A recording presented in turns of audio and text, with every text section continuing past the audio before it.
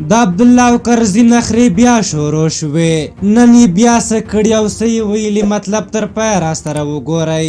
ګرانو لیدونکو السلام علیکم.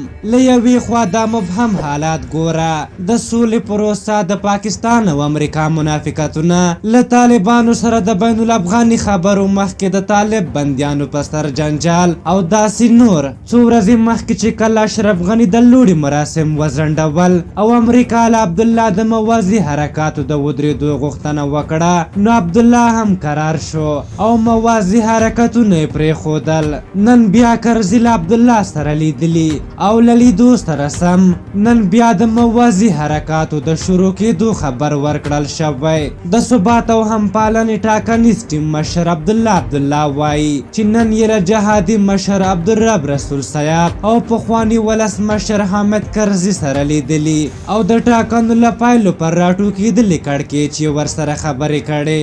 بل لور ته د ثبات او همپالنې ټیم غړی فضل احمد مانوي وایي چې د دوی یو دولت جوړونکي ټیم ترمنځ د څو ورځو چوپتیا او لفظي ټکبند نور پای ته رسېدلی دی. هغه پر خپل ټویټر لیکلي چې ارګ د ولسمشر غني د لوړي مراسمو لپاره چمتووالی بیا پیل کړی او دې خواته دوی هم د عبدالله د لوړي مراسمو ته چمتووالی پیل کړی چې نږدې ورځو کې بل خپل اړخ څخه یو شمېر نورو ولایتونو لپاره هم نوي والیان معرفي کړي.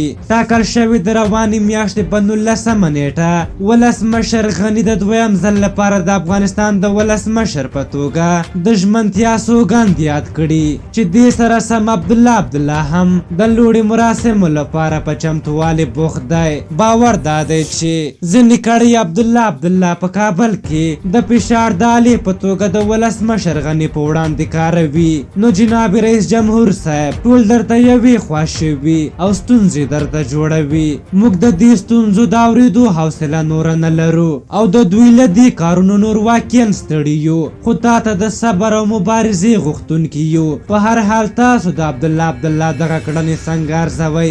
خپل نظرونه هم راته په کومنټ کې ولیکئ. که زموږ ویډیو مو خوښه شوې وي ضروري لایک کړئ. تر بلې ویډیو مو په لویو بخښونکي خدای سپارم. د الله په امان.